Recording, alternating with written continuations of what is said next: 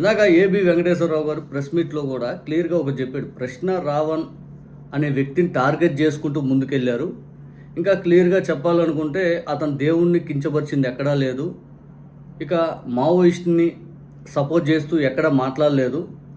అతను పోరాడే విధానం వేరు విధానంలో ఉంటుంది అని చెప్పి ఆ మాట దాన్ని తీసుకుపోయి ఇదంతా వాళ్ళు కథంతా అల్లేసి అతను టార్గెట్ చేసుకుంటూ యూఏపీఏ అనే చట్టాన్ని అమలు చేసుకుంటూ అతని మీద ఉగ్రవాదానికి సంబంధించినటువంటి సెక్షన్లు పెట్టి అతన్ని టార్గెట్గా ముందుకెళ్ళారు అని చెప్పి ఏబి వెంకటేశ్వరరావు గారు మాట్లాడారు.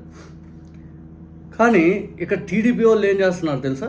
ఈ ప్రశ్న రావణ్ మీద ఇదిగో దేవుళ్ళు కించపరిచాడు, ఇదిగో దేశ సమగ్రతను భంగం కలిగించేలాగా దేశద్రోహం చేస్తున్నాడు ఇతను, ఇదంతా వైసీపీ కుట్ర, వైఎస్ఆర్ కాంగ్రెస్ పార్టీ వాళ్ళు దీన్ని అనుకున్నారు అని చెప్పి వాళ్ళ ఆంధ్రజ్యోతి, ఈనాడు, అట్ ద సేమ్ టైం వాళ్ళ సోషల్ మీడియా, వాళ్ళ పార్టీ సభ్యులు కోటంరెడ్డి శ్రీధర్ రెడ్డి గారు ప్రెస్ మీట్ పెట్టి దుర్మార్గంగా జగన్ గారు ప్రశ్న రావణ్ని సపోర్ట్ చేస్తున్నారని చెప్పి మాట్లాడారు. వాస్తవానికి ఇదే ప్రశ్న రావణ్ వైఎస్ఆర్ కాంగ్రెస్ పార్టీకి ఎటువంటి సంబంధం లేదు. అతను ఏ ప్లాట్ఫామ్ మీదైనా ఉండనివ్వండి, ఈరోజు రాష్ట్రంలో జరుగుతున్న అన్యాయం, అతనికి నిజంగా ఒక రాష్ట్ర పౌరుడిగా చంద్రబాబు నాయుడు గారి ప్రభుత్వం అతన్ని అన్యాయం చేసిందనే ఒక్క కారణంతో అతనికి మద్దతు తెలుపుతుంది యాజ్ ఏ ప్రతిపక్షంగా ఉన్నటువంటి పార్టీగా. ఇక్కడ ఈ రాష్ట్రంలో ప్రతి పౌరుడికి వాళ్ళ భద్రతకి వాళ్ళ హక్కులు కోల్పోకుండా కాపాడాల్సిన బాధ్యతాయుతమైన విధంగా ఉంది వైఎస్ఆర్ కాంగ్రెస్ పార్టీ మాత్రమే.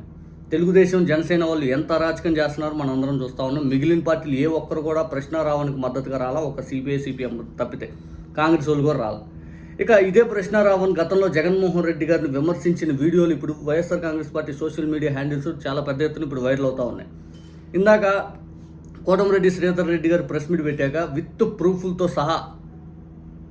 ప్రూఫులతో సహా కాకాని గోవర్ధన్ రెడ్డి గారు ప్రశ్న రావణ్ అసలు ఎవరు మద్దతుదారుడు ఏంటి అని చెప్పి క్లియర్ కట్గా బయట పెట్టడం జరిగింది.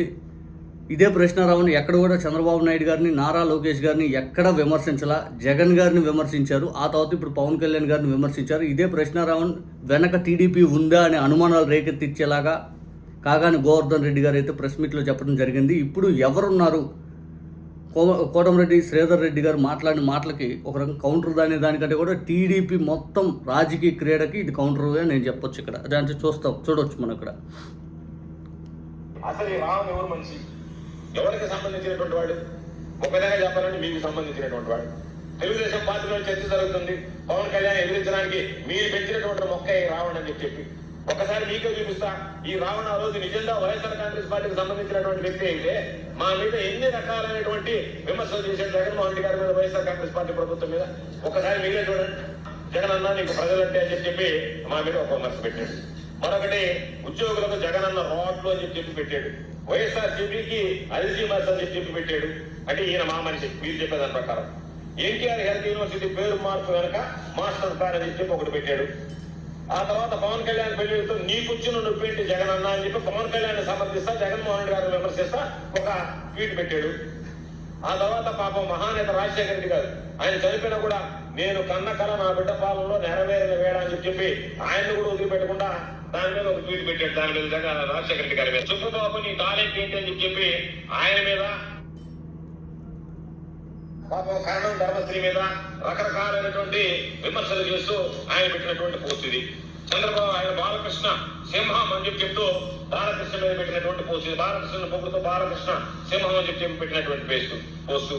మోడీ గారితో టెలికాన్ఫరెన్స్ అంటే ఎందుకు అనుకున్నాను, ఎందుకు అని చెప్పి జగన్మోహన్ రెడ్డి గారిని విమర్శిస్తూ ఆయన పెట్టినటువంటి మరొక పోస్టు. జగనన్న గోరుముద్దలో 65% మెతుకులు కేంద్రాన్ని అంటగా అని చెప్పి దాని గురించి జగనన్న గోరుముద్దల మీద కూడా ఆయన పెట్టినటువంటి ఒక వ్యంగ్యమైనటువంటి పోస్టు వైఎస్ఆర్ కాంగ్రెస్ పార్టీకి వ్యతిరేకంగా. అదేవిధంగా ఈరోజు పాపం ఇంకొకటి పెట్టాడు లోకేష్ గురించి లైట్ అది ఇది పెట్టి ఆయన నాట్ జురాసిక్ పార్క్ అని చెప్పి ఆయన ఇచ్చినటువంటి లోకేష్ పొగడతా పెట్టినటువంటి ఈ పోస్టు.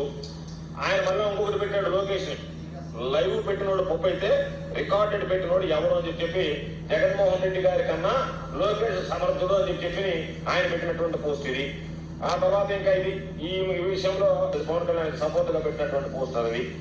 అదేవిధంగా ఈ పోస్టర్లు అన్ని కూడా జగన్మోహన్ రెడ్డి గారు వీళ్ళు ప్రతిపక్షంలో ఉన్నప్పుడు ఏం చేశారని చెప్పి డిఎస్సి నోటిఫికేషన్ మీద ఆ రోజు ఇచ్చినటువంటి డిఎస్సి నోటిఫికేషన్ విమర్శిస్తూ పెట్టినటువంటి పోస్ట్ అది. అదేవిధంగా ఆయన సిబిఎన్ లోకేష్ నెత్తినేసుకుని వస్తూ వాళ్ళిద్దరిని పొగడతలతో ముంచెత్తూ పెట్టినటువంటి పోస్ట్ ఇది. ఆ తర్వాత రఘురామకృష్ణరాజుతో ఆయన ఇంటర్వ్యూ చేస్తూ పెట్టినటువంటి పోస్ట్ అది. ఆ తర్వాత ఆయన హిందువులు ఎవరని పెట్టినటువంటి పోస్ట్ 1 year క్రితం పెట్టినటువంటి, అక్కడ ఉంది చూడండి, 1 year ago. ఆ పైన పోస్ట్ చూడండి, ఎప్పుడు పెట్టాడు చూడండి, 1 year క్రితం పెట్టినటువంటి పోస్ట్.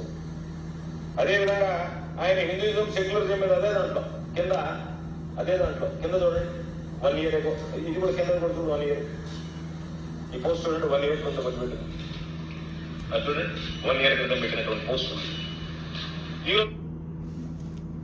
ఇంత క్లియర్గా ప్రశ్న రావణ్ ఎవరు మనిషి అనడానికి విత్ ప్రూఫ్తో సహా బయటపెట్టాం. 4 రోజుల నుంచి సోషల్ మీడియాలో జరుగుతుంది.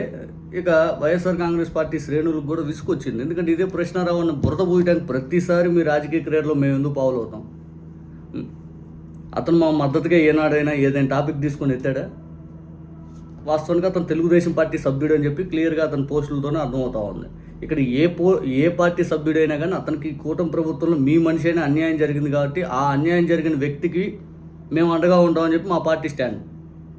అంతే కదా, వాయిస్ ఫర్ వాయిస్లెస్ అని చెప్పి జగన్ గారు ఆ రోజు చెప్పాడు కదా.